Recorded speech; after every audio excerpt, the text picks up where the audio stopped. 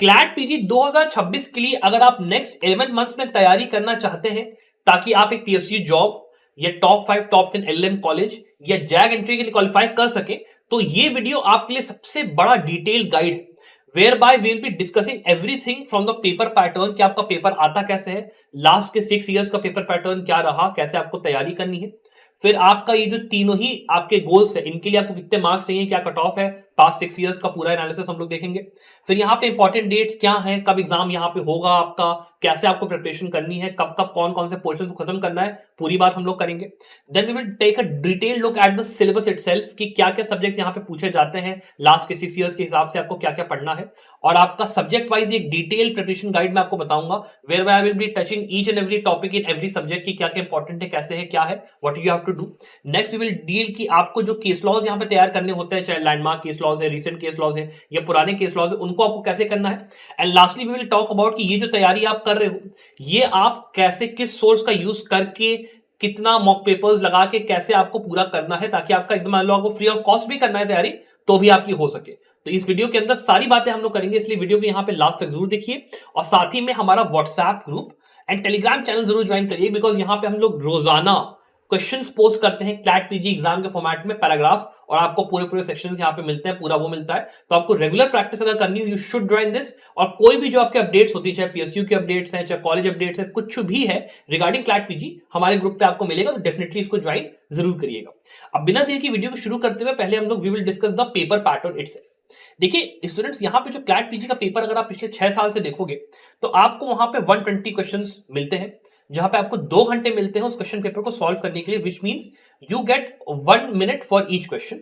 And वहां पर अगर आप एक क्वेश्चन सही करते हैं तो आपको 1 मार्क मिलता है, एक क्वेश्चन आप गलत करते हैं तो आपको 0.25 मार्क्स का डिडक्शन होता है, मतलब 1/4 मार्क्स आपके कटते हैं। अगर आप लास्ट के 6 इयर्स के ट्रेंड्स को देखोगे तो अगर आपको एक अच्छा पीएसयू चाहिए तो आपको एटलीस्ट 85 मार्क्स लेके आना है। इस बार अराउंड जो है मार्क्स थोड़े से घट गए बिकॉज पेपर डिफिकल्ट था, बट दैट डजंट मीन कि इसके बाद जो पेपर आएगा तो वो थोड़ा आसान नहीं हो सकता है, इसीलिए हमारा टारगेट 85 प्लस का ही रहेगा फॉर पीएसयू। टॉप 5 कॉलेजेस की बात करते हैं तो हमें यहाँ पे 55 से लेके 60 तक का स्कोर आना चाहिए, और टॉप 10 कॉलेजेस की अगर आप बात करते हो तो टॉप 10 के लिए आपको कहीं ना कहीं अराउंड 50 तक स्कोर लेके आना पड़ेगा। जैग एंट्री की अगर आप बात करें तो 35 का score is going to be good enough for this paper. ये आपके कट ऑफ हो गए चारों चीजों के। उसके बाद ये जो एग्जाम होता है इसको थोड़ा सा और डीपली मैग्नीफाई करके हम लोग पैटर्न को देखते हैं, तो हम लोग को या तो 12 पैराग्राफ और 10 क्वेश्चंस का एक पूरा पैटर्न मिलता है, जहां पे आपको लंबे लंबे पैराग्राफ मिलेंगे जिसके अंदर में आपके आंसर्स कई क्वेश्चंस के होते हैं, बिकॉज 10 क्वेश्चंस आपको दिए गए हैं, उसमें से एटलीस्ट 3 से लेके 4 क्वेश्चंस ऐसे होंगे which you only get the answer from the paragraph itself. तो इसीलिए आपको जब अपना फोकस लेना है तो 12-10 का पैटर्न जैसे है, यू शुड अंडरस्टैंड कि पैराग्राफ लंबे हैं, इसको पढ़ने में टाइम लगेगा और पैराग्राफ में से आंसर मिलेगा। That is why comprehension reading becomes very important part of the CLAT PG preparation itself. और आपको जजमेंट रीडिंग और न्यूज़पेपर्स और लाइव लॉ के या न्यूज़पेपर्स या फिर जो आपके लीगल ब्लॉग्स होते हैं उसको पढ़ने की आदत काफी हद तक डालनी पड़ेगी, एक चीज ये। फिर जो दूसरा पैटर्न होता है वो आपका 20 पैराग्राफ 6 क्वेश्चंस या 24 पैराग्राफ या 5 क्वेश्चंस का होता है, वेयर बाय द पैराग्राफ का जो साइज है वो छोटा हो जाता है, बट लेकिन जो नंबर ऑफ सब्जेक्ट्स होते हैं वो बहुत ज्यादा हो जाते हैं, जिसमें एक आपको हर तरीके के सब्जेक्ट जो भी आप सोच सकते हैं 20-25 सब्जेक्ट जो भी हो सकते हैं वो मैक्सिमम आपके पूछे जाते हैं। और एक पैराग्राफ में जरूरी नहीं होता है कि केवल एक ही लॉ डील किया जाएगा, there could be multiple law. जैसे एनवायरमेंट लॉ आ गया तो एनवायरमेंट के साथ कॉन्स्टिट्यूशनल लॉ भी डील हो सकता है, उसमें जुरिस्प्रूडेंस का भी थोड़ा सा आपको वो मिल जाए। तो you have to be very very open minded कि आप पैराग्राफ किस तरीके के यहाँ पे एक्सपेक्टेशन लेके चल रहे हो, और आपको टाइम मैनेजमेंट सबसे ज्यादा दिक्कत इन्हीं पैराग्राफ में जो होते हैं करता है, बिकॉज 24 पैराग्राफ और 5 जो क्वेश्चंस आते हैं उसमें बहुत सारे पैराग्राफ होने की वजह से कंफ्यूजन होती है कि किस सब्जेक्ट को हम ज्यादा टाइम दें, किसको कम टाइम दें, प्लस पैराग्राफ के अंदर क्या आंसर है क्वेश्चन का या फिर नहीं, उसकी वजह से बहुत दिक्कत होती है, डिल्यूजन बहुत होता है। इसीलिए मॉक पेपर्स की प्रैक्टिस बहुत ज्यादा रिक्वायर्ड होती है। दैट इसके बाद हम लोग बात कर लेते हैं थोड़ा सा इंपॉर्टेंट डेट्स और आपके पास टाइम यहाँ पे कितना बचा है और हमें अपने टाइम को यहाँ पे यूटिलाइज कैसे करना है, ये देखिए जरा। देखिए क्लैट पीजी हमेशा दिसंबर के पहले संडे को होता है, इस बार यहाँ पे 7 दिसंबर को इस पेपर के होने का मतलब 99% चांस है कि होगा, और उसके हिसाब से यहाँ पे हमारे पास 1 2 3 4 5 6 7 8 9 10 और 11 महीने सीधे सीधे रह गए हैं। और उसमें से मेरा आपको जो सजेशन है सीधे सीधे वो ये है कि आप पहले के ये जो 8 महीने हैं टिल द मंथ ऑफ अगस्त, इसको आप पूरी तरीके से डेडिकेट करिए अपनी फाउंडेशनल पढ़ाई की उसमें फाउंडेशनल स्टडीज में। उसके अलावा मॉक पेपर्स वगैरह जो आपको अगर लगाने हैं तो वो आप सितंबर से लेके नवंबर के बीच में लगाइए। एंड केस लॉज वगैरह की जो पढ़ाई है वो भी आप जनवरी से लेके अगस्त में ही निपटा लीजिए। और इस पूरे टाइम के दौरान जनवरी से लेके अगस्त में you should also do sectional मॉक्स। Sectional मॉक्स आप जितने करोगे कि मतलब सब्जेक्ट वाइज आप जा जाके जो प्रैक्टिस सेट होता है वो लगा रहे हो या सेक्शनल मॉक्स लगा रहे हो, वो आपको बहुत ज्यादा एक्सट्रीमली बेनिफिट करेगा। इसका आप मुझसे लिख के ले लो कि जब आप सितंबर से लेकर नवंबर में आओगे और जब आप फुल लेंथ मॉक्स दोगे तो आपको बहुत बेनिफिट वहां पे होगा। अगर संभव लॉ वाली मॉक टेस्ट सीरीज में या फुल लेंथ कोर्स में, तो उसमें क्या बेनिफिट होता है कि हम लोग हर महीने एक मॉक पेपर और अप्रैल और मई से हम लोग दो मॉक पेपर्स पर मंथ करवाते हैं, तो आपको रेगुलर प्रैक्टिस एक होती रहती है। सेक्शनल मॉक्स में हमारे पास पूरे रहते हैं, तो आपको वहां से बहुत बेनिफिट करेगा, तो उसको आप चेकआउट कर सकते हो। इसके बाद हम लोग अगली बात करते हैं pyramid of CLAT PG exam की। मतलब क्या है मेरा पिरामिड से, मेरा मतलब यह है कि this is a structured format. आपको नीचे से शुरू करना पड़ेगा, फिर आप ब्लॉक बाय ब्लॉक ऊपर जब जाओगे तो आपकी प्रिपरेशन जो है एक कंप्लीट बॉक्स में आपको आते हुए मिलेगी। अगर आप पीएसयू एग्जाम्स के पॉइंट ऑफ व्यू से प्रिपरेशन करो तो प्रिपरेशन आपको अभी शुरू करनी है, because you are competing against whom? You are competing against student जो कि पिछले 3-4 साल से अपने जुडिशरी एग्जाम की प्रिपरेशन कर रहे हैं, जिन्होंने या तो कॉलेज में बहुत अच्छे से पढ़ाई करी है, 5 इयर्स उन्होंने बहुत बढ़िया प्रिपरेशन करी है, और उनकी प्रिपरेशन और आपके प्रिपरेशन में इतना लंबा चौड़ा डिफरेंस है। सो इसीलिए you have to take these 8 months, जिसमें से मैंने 3 आपको मॉक पेपर्स के लिए और बाकी के 8 मंथ्स आपको मैंने दिए। You have to totally focus upon the foundational subjects, जिसमें जितने सब्जेक्ट्स आपके हैं उनको आपको कायदे से पढ़ाई करनी है। सेकेंडली, जब आपने वो पढ़ाई पूरी कर ली है अलॉन्ग विद जो इनके सब्जेक्ट्स के अंदर के केस लॉज होते हैं, वो मेन आप जाते हो केस लॉ की स्टडी पे। केस लॉज जो आपके होते हैं वो आपके 2 टाइप के होते हैं। एक आपके लैंडमार्क, आपको पता ही है, जैसे केशवन भारती हो गया, या फिर वो वाली जो कि एक बहुत ही 5 जज 7 जज बेंच के होते हैं, जिसमें बहुत डीप बात होती है, एक वाटरशेड मोमेंट होता है, बहुत इंपॉर्टेंट लॉ डिस्कस किया जाता है, पॉइंट डिस्कस किया जाता है, वो होते हैं लैंडमार्क। और फिर आते हैं रीसेंट केस लॉज, जो कि होते बहुत सारे 200 300 400 हो सकते हैं आपको करने पड़ जाए, लेकिन इनके अंदर से जो क्वेश्चन उठ के आता है, अगर आप छोटे छोटे जो पॉइंट्स होते हैं ना, जैसे पीएसयू के लिए तैयारी कर रहे हो, तो ये जो इक्का दुक्का मार्क्स होते हैं इन्हीं से आपके निकल के आते हैं रीसेंट केस लॉज की पढ़ाई से। तो रीसेंट केस लॉज और लैंडमार्क केस लॉज को पढ़ने के लिए आपको टाइम देना पड़ेगा। एंड लास्टली, जब आप बात करते हो एमसीक्यूज और कॉम्प्रिहेंशन प्रैक्टिस की, तो इसके लिए आपको अपनी जजमेंट रीडिंग, लीगल ब्लॉक्स की स्टडी और आपके मॉक पेपर्स को कायदे से प्रैक्टिस करना है, ताकि आपको रीडिंग एबिलिटी अच्छी बने, और चाहे कोई भी पैटर्न आपके सामने आ जाए क्लैट पीजी एग्जाम का, आप अपनी तरफ से तैयार हो कि हाँ भाई इस पैटर्न के हिसाब से मैं अपने पेपर को दे सकता हूं। तो these 3 things are very important, और इनको अब एक एक करके कैसे आपको एग्जीक्यूट करना है ब्लॉक बाय ब्लॉक, इस वीडियो के अंदर हम लोग आगे इस चीज को समझेंगे। बट उसको समझने से पहले आपसे एक चीज ये भी कहूंगा कि देखो भाई, अपनी प्रिपरेशन को डिवाइड करो पहले सब्जेक्ट वाइज, तभी आप कहीं ना कहीं इस एग्जाम में अच्छा सक्सीड कर पाओगे। बिकॉज आपने अगर ये डिसाइड नहीं करा कि मुझे कहां से शुरू करना है, कहां से खत्म करना है, तो फिर ये पूरी स्ट्रेटजी वर्क यहां पे नहीं करेगी। इसीलिए मेरा सजेशन आपको ये रहेगा कि आप अपनी पढ़ाई को 4 पार्ट्स में डिवाइड करिए, whereby first is business laws. यहां पे आप अपने जितने सब्जेक्ट्स हैं बिजनेस लॉ से ओरिएंटेड, कॉन्ट्रैक्ट हो गया, टैक्स हो गया, कंपनी हो गया, एनआई हो गया, बैंक्रप्सी हो गया, इंश्योरेंस हो गया, सब कुछ हो गया, वो इसके अंदर डाल दो। और इसके अंदर ये मतलब कंपार्टमेंटलाइज पूरी तरीके से नहीं है, कुछ इसमें एलिमेंट्स क्रिमिनल लॉ, जैसे मैं कहूंगा बिजनेस लॉ के अंदर टॉर्ट लॉ को डाल दो और मोटर व्हीकल एक्ट उसके साथ करो, बिकॉज वो सब्जेक्ट्स आपने जब अपने लॉ स्कूल में पढ़े तो आपने साथ ही में कहीं ना कहीं उसको मिला के पढ़ा है, तो आपको इसको साथ में बिजनेस लॉ के रख देना चाहिए एक ब्लॉक बना के। फिर उसके बाद अगला ब्लॉक आपको क्रिमिनल लॉ का रखना चाहिए, जहां पे बीएनएस, बीएनएसएस, बीएसए आपका तीनों, या फिर आईपीसी, सीआरपीसी एविडेंस जैसे आप बोलो वो आएगा, और जो छोटे छोटे इसके एक्ट्स हैं वो आपके आ जाएंगे। फिर आपका थर्डली आपका कॉन्स्टिट्यूशनल लॉ आ जाएगा, जिसमें आपका कॉन्स्टिट्यूशन के साथ लेबर आर्बिट्रेशन, इसको आप एक तरीके से रख सकते हो क्योंकि ये काफी हद तक कॉन्स्टिट्यूशन से सिमिलर है। और लास्ट में आपके वो सब्जेक्ट्स आते हैं जिसमें कि family law, international law, jurisprudence, intellectual property right, बाकी सब आते हैं। तो इनके हिसाब से आप तैयारी करिए और हर पोर्शन को आप अपने हिसाब से टाइम बांटिए। कैसे टाइम बांटना है, क्या करना है, ये भी आगे हम लोग बात करते हैं। लेकिन उसके पहले मैं आपसे ये कहना चाहूंगा कि अगर आप नए साल के अंदर तैयारी एकदम नई करना चाहते हैं और क्लैट पीजी एग्जाम में बढ़िया से स्कोर करना चाहते हैं, आप चाहते हैं कि मुझे एक ही जगह पे पूरे detailed video lectures, study material सारा का सारा मिल जाए, बढ़िया डिटेल मॉक टेस्ट सीरीज और सेक्शनल मॉक पेपर्स प्रॉपर मुझे मिल जाए, along with that landmark case laws, recent case laws, जो ओल्ड आपके जितने सब्जेक्ट वाइज केस मतलब आपके केस लॉज है सारे अगर आपको चाहिए, और साथ में मेरी मेंटरशिप चाहिए कि आप मुझसे डायरेक्टली इन टच रहो, बात कर सको कि सर कैसे तैयारी चल रही है, क्या है, अपना वीक बाय वीक अपडेट, कुछ भी आपको करना है, कोई भी आपको कभी मान लो मोटिवेशन की कमी पड़ रही है, कुछ भी हो रहा है, अगर आपको मेरी हेल्प चाहिए तो आप 5499 में स्टूडेंट्स इस कोर्स में एनरोल कर सकते हैं। मैं पूरी तरीके से वहां पे आपके लिए अवेलेबल रहूंगा जब भी आपको मेरी मदद चाहिए। अलॉन्ग विद दैट आपको सारे के सारे लीगल अपडेट सब कुछ यहाँ पे मिलता है इस कोर्स के अंदर। यहाँ पे हमारी पिछले 5 साल से बैक टू बैक टॉप 100 में 6 से लेकर 7 स्टूडेंट्स हर साल संभव लॉ के हमारे रहे हैं, तो इसीलिए आपको यहाँ पे 5 से लेकर 6 इयर्स का बढ़िया एक रिजल्ट ट्रैक रिकॉर्ड के साथ ये कोर्स आपको पूरी तरीके से आपको रहेगा। तो अगर आपको एनरोल करना है डेफिनेटली इसको आप न्यू ईयर के पहले चेकआउट करिए। यहाँ पे ये सेल रहेगी, क्रिसमस में भी अभी ये सेल आपका 25 से लेकर 26 को 25-26 को ये सेल आपकी रहेगी, और फिर न्यू ईयर वाले टाइम पे भी सेल में आपका ये 449 में कोर्स अवेलेबल रहेगा। तो अगर आपको एनरोल करना है स्टूडेंट्स, इसको आप जरूर से चेकआउट कर सकते हो।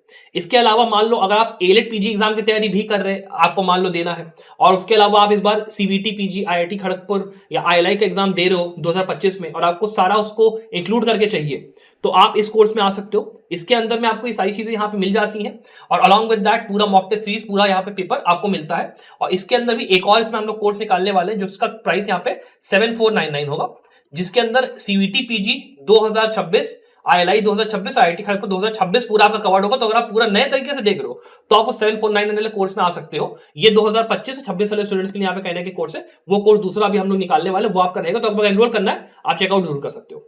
अब हम लोग बात करना शुरू करते हैं एक एक करके कि आपको अपने टाइम को डिवाइड कैसे करना है, एक एक चीज करनी कैसे। सबसे पहला आपको ये एनालाइज करने की जरूरत है सबसे ज्यादा इंपॉर्टेंट तरीके से कि आपकी जो तैयारी है उसमें आपने कौन से सब्जेक्ट्स ऐसे हैं जो कि आपने ज्यादा अच्छे से पढ़े, कौन से सब्जेक्ट्स ऐसे जिसमें कि आपकी पकड़ उतनी ज्यादा अच्छी नहीं है, बिकॉज दैट विल डिफाइन कि कहीं ना कहीं आप जो अपना टाइम होगा वो कैसे डिवाइड करोगे। तो जैसे कॉन्स्टिट्यूशनल लॉ अच्छे से पढ़ा है तो उसको आप कम टाइम दीजिए। अगर आपने मान लो कमर्शियल लॉ में ज्यादा टाइम नहीं दिया कॉलेज में, मान लो कोविड में आपका क्रिमिनल लॉज निकल गया, तो उसको आपको जरा टाइम देना, और उसके हिसाब से पूरा चार्ट प्रिपेयर करिए एज पर द सब्जेक्ट जो मैं आपको आगे बताने वाला हूं, उसके हिसाब से एक चार्ट पूरा प्रिपेयर करिए, और ये देखिए कि किसको टाइम मुझे कितना एलोकेट करना है। मैं आपको अपना भी सजेशन दूंगा कैसे आपको टाइम एलोकेट करना चाहिए और सोर्सेज क्या यूज करने चाहिए यहाँ पे पढ़ाई करने के लिए। अब यहाँ पे देखिए सबसे पहले आता है कॉन्स्टिट्यूशनल लॉ का पार्ट। अब कॉन्स्टिट्यूशनल लॉ के अंदर the two most important subjects हमें पता है कि कॉन्स्टिट्यूशनल ऑफ इंडिया और एडमिनिस्ट्रेटिव लॉ है। इसके अंदर देखो आपको पूरी पढ़ाई करनी है, इसमें आपको छोड़ नहीं सकते हो। कॉन्स्टिट्यूशन ए से लेकर जेड तक, चाहे पॉलिटी वाला पोर्शन हो, चाहे आपका फंडामेंटल राइट्स वो वाला पोर्शन हो, चाहे एडमिन लॉ में चले जाओ, नेचुरल जस्टिस है, बाकी जितनी चीजें हैं, जितने आपके वो है, पूरा आपको पढ़ाई करनी, कुछ इसमें छोड़ नहीं सकते हो। और इसको आप कम से कम जाइए 1 महीने का टाइम आराम से दीजिए कॉन्स्टिट्यूशन को, उससे कम में आपका काम नहीं चलेगा। एंड इसके अंदर भी कॉन्स्टिट्यूशन में आपको मेनली फोकस करना है जो आपके फेमस केस लॉज है उनके ऊपर। तो चाहे आप मान लो आर्टिकल 12 से शुरू करते हो, उसमें पूरा सीरीज ऑफ केसेस है। आर्टिकल 13 उसमें भी मान लो अलग अलग डॉक्ट्रिन्स, उसमें अलग अलग केसेस हैं। आर्टिकल 19 में जाओगे उसमें हर राइट के अंदर अपने अपने केसेस हैं। उन सबको आपको सीरीज बाय सीरीज पढ़ना है। रिजर्वेशन के ऊपर जैसे मान लो बहुत सारे केसेस है, इस बार दविंदर सिंह आया, तो हमें पुराने का केस और नया का केस पूरा पता होना चाहिए, तो उसके लिए टाइम बहुत लगेगा। तो कॉन्स्टिट्यूशन के अंदर नॉट जस्ट आपको वहां पे बैरैक करनी है, आपको अपना जो पूरा वो है ए से लेके जेड तक वो पूरा करना है केस लॉज का। तो इसलिए पूरा 1 महीने का टाइम आप कॉन्स्टिट्यूशनल लॉ को दीजिए। जनवरी का पूरा महीना कॉन्स्टिट्यूशनल लॉ के लिए लेके चलो, मेरा आपका एडवाइस है, और एडमिनिस्ट्रेटिव लॉ के लिए लेके चलो, ये आपको बहुत ज्यादा बेनिफिट करेगा, मेरी बात मानो। उसके बाद ये एक बार हो जाए तो आप लेबर और एनवायरमेंट लॉ पे आइए, बिकॉज मुझे लगता है जनवरी के बाद फरवरी के महीने में लेबर और एनवायरमेंट लॉ इसलिए आपको करना चाहिए बिकॉज इजी सब्जेक्ट्स है। एक बार इसकी पढ़ाई कर ली तो इसके नोट्स एक बार बना के अगर हल्का फुल्का आप रख लोगे तो बाद में रिवाइज करोगे तो तुरंत ये सब चीजें आपको याद हो जाएंगी। It is not as difficult as business law या टैक्स लॉ, जैसे डिफिकल्ट नहीं है। तो आप जितने ये बेर एक्ट्स है इनको आप पकड़ लीजिए, और इनका आप पहले तो ये देख लो कि आपने अपने कॉलेज में अगर पढ़ाई करी है तो इसको कम टाइम देना, नहीं अगर मान लो कॉलेज में पढ़ाई करी नहीं उतना अच्छे से करा है तो इसको ज्यादा टाइम आप दे दो, और उसके हिसाब से इन्वायरमेंट लॉ और बिजनेस लॉ को अगले फरवरी के महीने में आप हाफ फरवरी मतलब 15 फरवरी तक खत्म करने की कोशिश करो। That is my proposal. और उसके बाद आप अपना आर्बिट्रेशन कंसिलिएशन जो आपका होता है, मतलब आपका पूरा जो ये आपका लॉ है ऑल्टरनेट डिस्प्यूट रेजोल्यूशन का, उसको आप पूरा करो, और उसके लिए कम से कम 5 से लेकर 6 दिन ले लो, 10 दिन ले लो आराम से। उसकी भी पूरी डिटेल में जाओ, केस लॉज पढ़ो एक जो आर्बिट्रेशन का अलग, मीडिएशन अलग, कंसिलिएशन अलग, उसके अंदर सीपीसी का क्या वो है, फैमिली मान लो फैमिली कोर्ट्स जो होती है उसके अंदर कैसे होता है, बाकी चीजें जो वो करती है, पूरा आपको डिटेल मतलब इंटरकनेक्ट करके कॉन्स्टिट्यूशन के साथ इंटरकनेक्ट करके पूरी पढ़ाई करनी है। और केस लॉज हर उसमें करना, इन्वायरमेंट लॉ के अंदर भी केस लॉज आपको जो कन्वेंशन होते हैं, केस लॉज होते हैं, वो कायदे से करने, हर एक्ट में जाके केस लॉज करने। जो एक्ट को पढ़ने का तरीका मैं आपको अगर वो समझाऊं मान लो, तो उसके अंदर क्या करना है आपको, मान लो जैसे अगर आप यूएपीए मान लो पढ़ रहे हो, ठीक है, यूएपीए के अंदर में हमें पता है कि भाई जो यूएपीए की हिस्ट्री है वो इंपॉर्टेंट है। जो एक्ट के सेलिएंट फीचर्स है, जब निकाला गया उस एक्ट को तो उस टाइम पे बताया गया ना कि ये फीचर्स है, ये चीजें इस एक्ट में कवर्ड है, वो हमें पढ़ना है, ये हमें मालूम है। उसके बाद उसका introduction, short title, long title, वो आप कायदे से करोगे। फिर जो उसका डेफिनेशन क्लॉज होगा उस एक्ट का, वो आप करोगे, सिंपल सी बात है। फिर देयर आर सर्टेन चैप्टर्स, ठीक है, जो कि हमें पता है कि ये पर्टिकुलर चैप्टर्स में कहीं पे पनिशमेंट दिया हुआ है, कहीं पे हमको ऑर्गेनाइजेशन इंडिविजुअल्स के मतलब वो बताया कि उसको कैसे डील करेंगे। फिर मिसलेनियस के अंदर मान लो कुछ पॉइंट्स है वो आपके दिए हुए, वो आपने पढ़ा। फिर जैसे के नजीब का केस आया तो उसके अंदर देर आर सर्टेन जो सेक्शंस है, इन्होंने यहाँ पे एम्फेसाइज करें 43, 43A, 43D, ये सब सेक्शंस आपने पढ़े। उसके बाद इंटरप्रिटेशन जो इंपॉर्टेंट जुडिशियल डिसीजन, फसल के नजीब आपने पढ़ा। तो सेम चीज यहाँ पे लेबर लॉ के अंदर भी you know important cases, you know कि मान लो जैसे इंडस्ट्रियल डिस्प्यूट्स एक्ट है, उसके अंदर कौन कौन से सेक्शंस इंपॉर्टेंट है, डेफिनेशन क्लॉज कैसा, ये करके आपको मतलब पूरा आप नहीं पढ़ोगे, you will not at all read the whole labour law का मतलब पूरा उठा के मतलब पूरी मोटा पथन्ना आप अपना ओपिनियन बख्शी उठा के पूरा चाटना शुरू कर दे, that is not to be done. You only need to rely upon small पढ़ाई एंड उसके बाद आपको आगे बढ़ना, बिकॉज आपको लंबा सिलेबस यहाँ पे कवर करना है, इसका ध्यान रखना। तो ये पढ़ने का तरीका मैंने आपको कहने के बता दिया। इसके बाद हमारा पार्ट आता है बिजनेस लॉ का।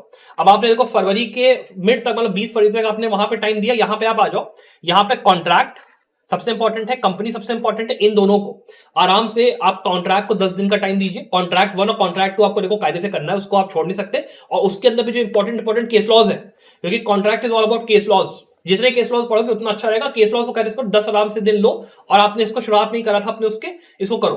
कंपनीज एक्ट को पकड़ा, कंपनीज एक्ट को एटलीस्ट 10 से लेकर 15 दिन का टाइम दोगे, because companies act is a subject जहां के अंदर में आपका बेर एक्ट भी इंपॉर्टेंट है, आपकी जो इंपॉर्टेंट सेक्शन है हमारा डायरेक्टर्स हो गए, कंपनी कैसे फॉर्म होती है, मेमोरेंडम एसोसिएशन क्या, आर्टिकल एसोसिएशन क्या, पूरा आपको पता होना चाहिए, केस लॉज के साथ पता होना चाहिए। It is very very important. इसको आप डिटेल में पढ़ो, तो 10 से 15 दिन दे के आराम से इसकी पढ़ाई करो। और मेरा सजेशन आपको ये रहेगा कि अगर आपको लगता है कि आप बिजनेस लॉ में थोड़ा कमजोर हो, तो आप इसको लास्ट के महीने में करो, मतलब जुलाई अगस्त में जाके बिजनेस लॉज की तैयारी आप करो, तो वो आपको बेटर पड़ेगा मेरे हिसाब से। अगर आपको मान लो अभी नहीं पढ़ाई करनी है, आपको पहले क्रिमिनल लॉ और बाकी सब्जेक्ट पहले करने, तो आप बिजनेस लॉ को लास्ट में करो। That is my very big suggestion. इसको आप चाहो तो कर सकते हो। टाइम मैं आपको बता दो ना, आपको कितना देना, 10 से लेकर 15 दिन उसको आप दो, पूरी बैराक चाट के मारो, पूरा वो पढ़ के जाओ, तभी आपका काम बनेगा। That is very important. और ये भी अगर आपको अच्छे से करना है, तो आप हमारे 5499 कोर्स में आ जाओ यार।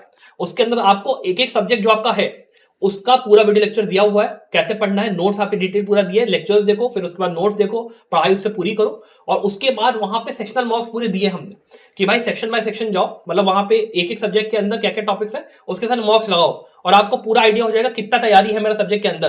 तैयारी कम लग रहा है और टाइम देकर तैयारी करो, नहीं है तो फिर अपना आगे बढ़ के दूसरे सब्जेक्ट पे आ जाओ, तो सेक्शनल मार्क्स काफी आपको बेनिफिट करेगा। पूरा वहां पे मटेरियल अवेलेबल है, अगर आपको जाना है तो आप जा सकते हो, that is up to you.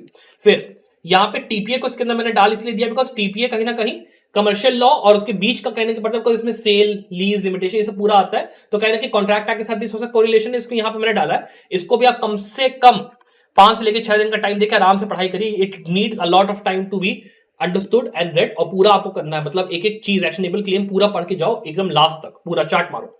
फिर आता है आपका income tax act. Income tax act ये भी आपको अच्छे से करना पड़ेगा, because taxation is a subject जिसमें से हर साल यहाँ पे हम लोग देख रहे हैं कि भाई क्वेश्चन आ रहा है, जीएसटी के ऊपर भी क्वेश्चन आ रहा है, सब कुछ आ रहा है। तो यहाँ पे कोई भी सब्जेक्ट अब ऐसा नहीं रह गया है कि हमें मान लो कॉन्स्टिट्यूशनल लॉ ज्यादा पढ़ लिया, ये कम पढ़ लिया, उससे आप काम नहीं चलेगा, यू नीड रीड एवरीथिंग। तो इनकम टैक्स एक्ट में भी जाइए, पूरा पढ़ाई करिए, ए से लेकर जेड तक जीएसटी वगैरह पूरा कवर करिए, तो बात बनेगी। उसमें भी इनकम टैक्स एक्ट हो गया, फिर आपका सेल और एक्साइज वाले जो पूरे वो है, सेंट्रल अथॉरिटीज क्या क्या होती है, पूरा बेर एक्ट आपको चार्ट के खत्म करना है।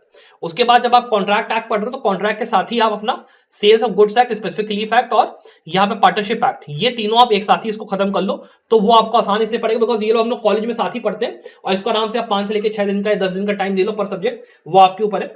फिर यहाँ पे हम लोग के बचते हैं इंसॉल्वेंसी एंड बैंक्रप्सी कोड, इसको भी आपको करके मेरे हिसाब से लेना चाहिए, और इसको भी आप लास्ट में ही करो तो सही रहेगा, मतलब जुलाई अगस्त के टाइम पे करो, और इसको आप कम से कम 5 से लेकर 6 दिन लो आराम से। 5 से लेकर 6 दिन लिए, इसकी आराम से हमने पूरी पढ़ाई करी कि भाई इसमें क्या क्या प्रोसेस होता है, सीआईपीआर का कैसे बैंक्रप्सी के लिए फाइल किया जाता है, पूरी चीजें हमने पढ़ी, आराम से कुछ करा, फिर हम इसमें आगे बढ़े। फिर उसके बाद आपका आता है consumer protection act. Consumer protection act के अंदर भी भैया देखो टॉर्ट्स के साथ मिला के मैं इसको अगर पढ़ रहा हूँ, लॉ ऑफ टॉर्ट्स के साथ और मोटर व्हीकल एक्ट को मिला के मैं पढ़ रहा हूँ, तो कम से कम मेरा 2 हफ्ते का टाइम यहाँ पे जाएगा, 1-2 हफ्ते का, तो उसको पूरा लेके अपना पढ़ाई करके खत्म करो।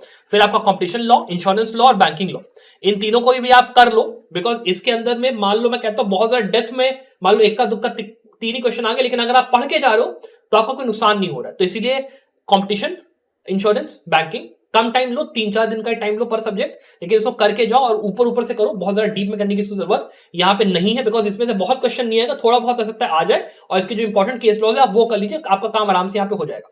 फिर हमारा क्रिमिनल लॉज आता है। क्रिमिनल लॉज के लिए तो भाई सीधी सी बात है, ये आपको तीनों ही जो एक्ट्स हैं, इनको आपको पुराने एक्ट को नए एक्ट को कंबाइन करके पढ़ना है। जो जो इंपॉर्टेंट सेक्शंस है उनको आपने देख लिया, दोनों एक्ट्स में कहाँ कहाँ दिया हुआ है, फिर जो जो प्रोविजंस में चेंजेस आए वो आपने देख लिया, क्या क्या नए नए लॉज ऐड हुए हैं, किन पनिशमेंट्स में वाला एनहांसमेंट हुआ, वो पूरा देख के इसको खत्म करो। इलस्ट्रेशन पे खास फोकस रखो, एविडेंस और आईपीसी के अंदर में, और कायदे से पूरी पढ़ाई करो। इसके लिए कम से कम आपको 1 महीने का टाइम एक साथ देना है, मोर देन इनफ आपको यहाँ पे रहेगा। फिर उसके बाद यहाँ पे ये जितने सब्जेक्ट्स आपके हैं इनके लिए आप अगर मान लो 10 दिन का टाइम देते हो, आराम से आपका हो जाएगा। कैसे इसको पढ़ना मैं आपको पहले ही बता चुका हूं, ये आपका इजी पोर्शन, इसको करने में दिक्कत नहीं। मतलब फरवरी के बाद आप इसको चालू कर लो, मार्च अप्रैल के मिड तक यहां तक खत्म कर लो क्रिमिनल लॉ का पार्ट, तो काफी अच्छा रहेगा। फिर आता है अदर लॉज का पार्ट। अब देखो अदर लॉज में दो सबसे इंपॉर्टेंट लॉज क्या है, जिसके हर साल 2 पैराग्राफ आते हैं, इंटरनेशनल लॉ और जूरिस्प्रूडेंस। इनके लिए इंटरनेशनल लॉ के लिए 15 दिन, जूरिस्प्रूडेंस के लिए 15 दिन, सीधा सीधा। तो मार्च तक मान लो अप्रैल मिड तक खत्म करा, तो अप्रैल मिड के बाद मैं कहता हूं अप्रैल का पूरा ले लो और मई का पूरा ले लो। मई में आपको एग्जाम वगैरह जो भी आपका है, मई के 15 तक ये दोनों सब्जेक्ट अपना खत्म करो। और उसके बाद अपना हिंदू लॉ आ गया। हिंदू लॉ के अंदर जितने एक्ट देख रहे हो, बेरा एक्ट, ये सारा का सारा आपको करना है, पूरा का पूरा। और इसको करने के लिए कम से कम 1 हफ्ते का या 1.5 हफ्ते का टाइम आप ले लो, 1.5 वीक्स का टाइम अपना आप यार ले लो। तो आपका ये करीब वही जून के आसपास तक आपका जाएगा। और उसमें फिर इंटेलेक्चुअल प्रॉपर्टी राइट्स, इसको कम से कम 1 से लेकर 1.5 हफ्ता पूरी पढ़ाई करो यार। मतलब 1 वीक से आराम से ले लो। इंफॉर्मेशन टेक्नोलॉजीज एक्ट और बाकी जो छोटे मोटे इसके एक्ट्स हैं, उनको आप थोड़ा देख लो, तो आपका काम आराम से यहाँ अपना हो जाएगा। फिर बाद में बिजनेस लॉस पे आप जाओगे, तो आपका जुलाई अगस्त तक पूरा सिलेबस हमें यहाँ पे खत्म होते हुए सीधे सीधे दिखाई दे रहा है। जून का पूरा महीना, जुलाई जाएगा ही जाएगा बिजनेस लॉ को पढ़ाई करते हुए। अगस्त में आओगे तो अगस्त में जो और छोटे छोटे सब्जेक्ट बचेंगे, उनको करते हुए आराम से 8 महीने में केस लॉज एक एक सब्जेक्ट का डीप में जा जाके करने में उसमें आपका टाइम जाएगा।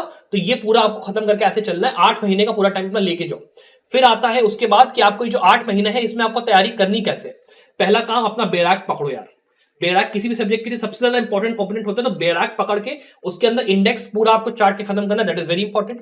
फिर उसके बाद जो आपके सोर्सेज की भी बात मैं ऐसे करता हूं, तो जो मेजर लॉ आपके ऐसे जो कि आप बेसिकली कहते हो ना कि जुडिशरी के सब्जेक्ट्स है या इंटरनेशनल लॉ है, जूरिस्प्रूडेंस है, उनके लिए एक एजेंट सीरीज उठाओ। वहां से अगर आपको तैयारी करनी, वहां से आपको बहुत ही बढ़िया एक सोर्स मिलता है। वरना संभव लॉ के आप हमारे 5499 वाले कोर्स में अगर हो, तो उसके अंदर आपको पूरा स्टडी मटेरियल वैसे ही मिल जाता है, वीडियो लेक्चर पूरा वैसे ही मिल जाता है। तो आपको वहां से करना है, वहां से भी कर सकते हो, यहां से भी कर सकते हो। और उसके लिए जो आपके बाकी जो सब्जेक्ट्स होते हैं, उनके लिए आप जाइए सीधे सर्च करिए नेट पे, जैसे मान लो labour law notes, labour law के नोट्स आपको मिल जाएंगे। Environment law notes, environment law के नोट्स मिल जाएंगे। वरना किताब अगर आपको जाके देखनी है, तो आपको छोटी छोटी जो बुक्स होती हैं वो आपको ऑनलाइन जाके खरीदनी पड़ेगी, तो आपको प्रिसाइज नोट्स वहां भी मिल जाएंगे। तरीका आपके ऊपर है। ऑनलाइन आप जाओगे ज्यादा आपको आसान पड़ेगा, सब्जेक्ट वाइज सर्च कर लो, आपको एक एक चीज का मिल जाएगा। जैसे मान लो सेबी पढ़ने जा रहे हो, फेमा पढ़ने जा रहे हो, मैं बिजनेस लॉ में सेबी और फेमा पढ़, तो उसके छोटे छोटे एक्ट्स अगर आपको मिल जाए, बेरा एक्ट्स, तो आपको आराम से वहां पे काम हो जाएगा, उसमें कोई दिक्कत नहीं। बेराक से बेसिकली पढ़ाई करो, छोटे एक्ट्स की कोई ज्यादा उसमें वो करने की जरूरत नहीं है। उसके लिए भी आप अगर मान लो YouTube का इस्तेमाल करना चाहते हो, तो YouTube के अंदर कोई अच्छा टीचर पकड़ो और उस टीचर के पूरे वीडियो लेक्चर सीरीज को फॉलो कर लो और इंपॉर्टेंट केस लॉज अपना नोट करते हुए अपना आगे बढ़ो, तो आपका काम वहां से आराम से हो जाएगा। और 2 सेट्स ऑफ रजिस्टर यार मेंटेन करने की पूरा कोशिश करो, जहां पे आप लोग हर केस लॉज जो आप मान लो सीरीज बाय सीरीज पढ़, मतलब केशव भारती ने पढ़ा, तो बेसिक स्ट्रक्चर के अंदर ए से लेकर जेड तक जितने केसेस आए हैं टिल केशव भारती, उसके मिनर्वा मिल्स, उसके नीचे पूरा वो आपको पता होना चाहिए। 42nd अमेंडमेंट में क्या हुआ, कैसे हुआ, you need to know the whole story. और यही काम आपको सारे के सारे सबसेट्स के साथ करना है, environment law, labour law, business law, सब में करना है, तब आपका काम यहाँ पे बनेगा। और उसी के लिए जब आप दूसरा रजिस्टर बनाओगे, तो दूसरे रजिस्टर के अंदर आप जो केसेस आप नोट कर रहे हो, उसका एक पूरा इंडेक्स बना लो कि वो इंडेक्स का केस का नाम क्या है और उसने क्या हेल्ड करा। इंडेक्स केस का नाम क्या हेल्ड, क्या हुआ। इससे आपका सब्जेक्ट वाइज पूरा ये जो बन जाएगा ना, आपके लास्ट में जब आप 3 महीने रिवीजन करने बैठोगे, तो आपको बहुत ज्यादा काम आएगा। इसलिए केस लॉ का एक मोस्टर रजिस्टर और एक सब्जेक्ट वाइज जो पूरा केस लॉज का एक पूरा इंडेक्स होता है, वो दोनों जरूर बना के रखिएगा, ये आपको बहुत ज्यादा बेनिफिट करेगा। उसके अलावा आप अपनी पढ़ाई के साथ प्लीज ऑनेस्ट रहिए। नीचे आकर कमेंट्स में जरूर लिखिए कि सर जो मैं ये स्ट्रेटजी आपको बता रहा हूं, ये भी मैं पूरा फॉलो करूंगा, इस एग्जाम को मैं क्रैक करूंगा। और खास करके जो 8 महीने आपको तैयारी ये करनी है, उसको आप कार्य से करोगे। फिर जो 3 महीने का है, वो मैं अब आगे आपसे बात करता हूं। उसके अंदर आपको हैबिट बिल्ड करने की यहाँ पे जरूरत है कि आप कितने मॉक पेपर्स लगा रहे हो। आप दिन के कम से कम 2 मॉक पेपर्स लगाने की कोशिश करिए। लास्ट के जो 3 महीने हैं उसमें आपको अगर मिल जा रहा है 1 मॉक पेपर भी लगा पा रहे हो, मोर देन इनफ है। लेकिन लास्ट के 1 महीने में नवंबर में आपको 3 मॉक पेपर रोजाना लगाने, इसका आप ध्यान रखो, दैट इज वेरी इंपॉर्टेंट। इसके बाद हम लोग बात करते हैं कि how to and what to study, किस टाइप के केस लॉज आपको करने। अब देखो केस लॉज का क्या होता है ना, there are 3 type of case laws जो कि आपको करने।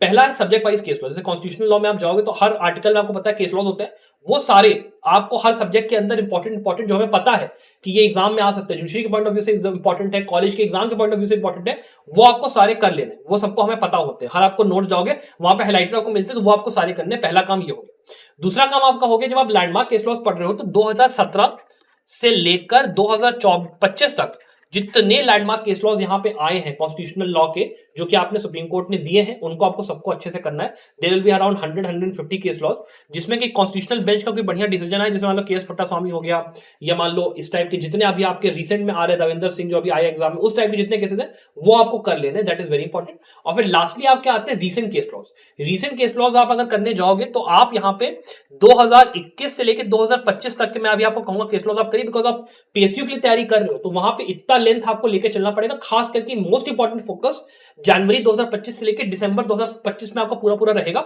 सबसे ज्यादा केस लॉज आपके हैं वो आपके कॉन्स्टिट्यूशन, आपके क्रिमिनल लॉज के, आपके कंपनी लॉ के, और आपके एनवायरमेंट, और आपके जो फैमिली कोर्ट्स, आपका फैमिली हो गया, कॉन्ट्रैक्ट्स हो गया, इनके मेजर केस लॉज जो आपके होते हैं रिसेंट वाले, उनको आपको जरा फोकस करना है, because supreme court majorly in चीजों के ऊपर डिसीजंस ज्यादा देती है। ये आपका हो गया।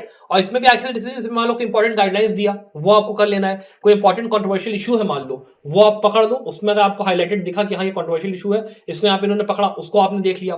फिर ऐसे डिसीजन जो कि किसी इंपॉर्टेंट पर्टिकुलर पार्ट किसी सब्जेक्ट के डिफाइन करे, मतलब के नजीब है यूएपीए को डिफाइन कर रहा है, उसको आपने पकड़ के वहां पे आपने पढ़ाई कर ली। फिर कॉन्स्टिट्यूशनल वैलिडिटी को जो चेक कर रहे हैं पर सब्जेक्ट मान लो, वो आपको पकड़ने डिफाइन करके वो आपके केस लॉज ऐसे हो जाएंगे। तो आपका मोटा मोटा जो सब्जेक्ट वाइज केस लॉज है वो आपने अलग करें। लैंडमार्क केस लॉज 100 से लेके 150 आपके हो गए। सब्जेक्ट वाइज जो आपके रिसेंट केस लॉज है उसमें आपको कम से कम 300 से लेके 400 केसेस जब आप करोगे 2021 से लेके 25 का मेन इंपॉर्टेंस, 25 के जो आपके जनवरी से लेके दिसंबर के केसेस है वो आपका काम यहाँ पे हो जाएगा आराम से। फिर उस केस लॉ के अंदर हमको पढ़ना क्या है and what to study in a case law, क्या पढ़ना है। देखो क्या से आपको जब समझ में आता है तो उसका मतलब यह है कि आपको केस के अंदर केस का जो नाम है वो आपको लैंडमार्क केस लॉज के लिए पता होना चाहिए, और जो आपके पुराने केसेस है सब्जेक्ट वाइज वाले केसेस उसमें केवल केस में नाम और उसमें क्या हेल्ड हुआ था दैट इज इनफ। उससे ज्यादा करने की जरूरत नहीं। मान लो कहानी के हिसाब से, मान लो जैसे रिजर्वेशन के अंदर है तो आप मान लो एमआर बालाजी से पूरा शुरू करते हुए आ रहे हो, मतलब चमकम दुराया से शुरू कर रहे हो, पूरा उसमें नीचे तक आ रहे हो। जैसे मान लो रिजर्वेशन के केस में आप शुरुआत से लेके इंदिरा साहनी आ रहे हो, फिर आप नीचे तक जा रहे हो, तो उसमें पूरी कहानी आपको पता होनी चाहिए कि ए से लेके जेड तक हुआ क्या था। दैट सॉर्ट ऑफ थिंग वहां पे आपको हर केस के साथ करना है, इंटरकनेक्ट करके आपको पढ़ाई करनी है। फिर जब लैंडमार्क केस लॉज पे आ रहा है तो नेम ऑफ केस, जो वहां पे कोरम थी जजेस की, कभी कभी क्वेश्चन यहाँ पे आ जाते हैं कोरम का कि डिसेंटिंग ओपिनियन किसने दिया, यहाँ पे जो कंकरिंग ओपिनियन है वो किसने दिया, वो आपको पूरा पता होना चाहिए।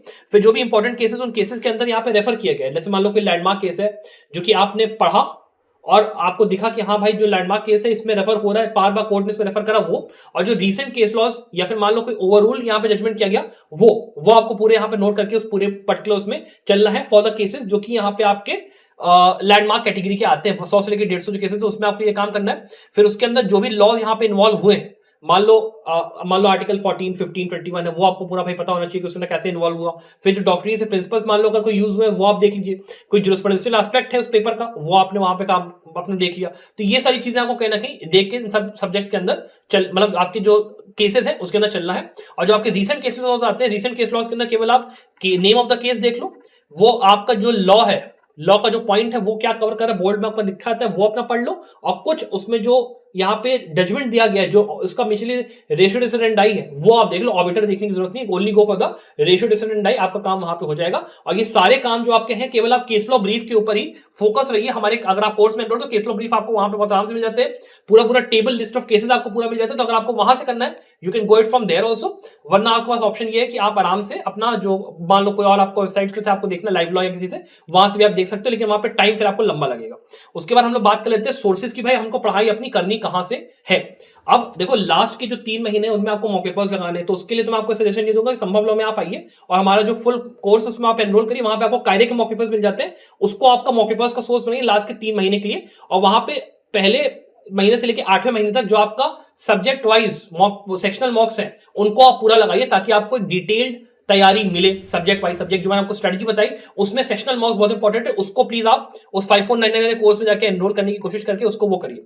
उसके बाद आपका जो केस लॉज के पॉइंट ऑफ व्यू से बात आप करते हो, तो केस लॉज के लिए अगर मान लो आपके पास लाइव लॉ का सब्सक्रिप्शन है या एससीसी ऑनलाइन का है या बार एंड बेंच का है, तो इन तीनों में से कोई एक आप उठा लीजिए, उसको आप फॉलो कर लीजिए, उसका आपका काम यहाँ पे आराम से हो जाएगा। उसमें लीगल गॉसिप पढ़ने की जरूरत नहीं, जो इंपॉर्टेंट मैंने आपको टाइप ऑफ केसेस बताए उनको आप करिए, आपका काम वहां से अच्छा होगा। लास्टली फिर आप बात करते हो कि आपको जो पढ़ाई करनी है अपनी वो कहां से करनी है, तो जैसे मैंने आपको कहा एक जैन उठा लो, वरना ऑनलाइन आप सर्च करोगे तो आपको वहां पे जो अलग अलग सब्जेक्ट्स नोट्स है वो आपको मिल जाएंगे। केस लॉज के लिए ये आप वेबसाइट फॉलो करिए, वरना एक आपकी वेबसाइट है SC ऑब्जर्वर करके, वहां से आप अगर तैयारी कर रहे हो तो लैंडमार्क केस लॉज आपके अच्छे से वहां से हो जाएंगे। वरना सुप्रीम कोर्ट ऑफ इंडिया की खुद की वेबसाइट है, वहां पे भी आपको ईयर वाइज जो इंपॉर्टेंट केस लॉज उसके आपको ये छोटे छोटे उसमें वो मिल जाता है कि क्या क्या उसमें हेल्ड होता है, लेकिन उससे पूरा आपका काम नहीं होगा, थोड़ा सा बड़ा आपको समरी की जरूरत पड़ेगी। तो उसके लिए आपको जजमेंट को थोड़ा सा रेफर करने की जरूरत इसलिए है ताकि आपको रीडिंग एबिलिटी और हैबिट आपकी बने। तो ये सोर्सेज बेसिकली आपको यूज करने की यहाँ पे जरूरत है। अपार्ट फ्रॉम दैट, अगर आपको मान लो ये वीडियो पसंद आए तो प्लीज इसको लाइक करिए, शेयर करिए। अगर आप हमारे कोर्सेज में इंटरेस्टेड हो तो नए साल के उसमें और क्रिसमस में आपका सेल रहेगी, अगर आपको एनरोल करने का मन होगा डेफिनेटली उसको आप चेकआउट कर सकते हो। I wish the very very best of luck for your success.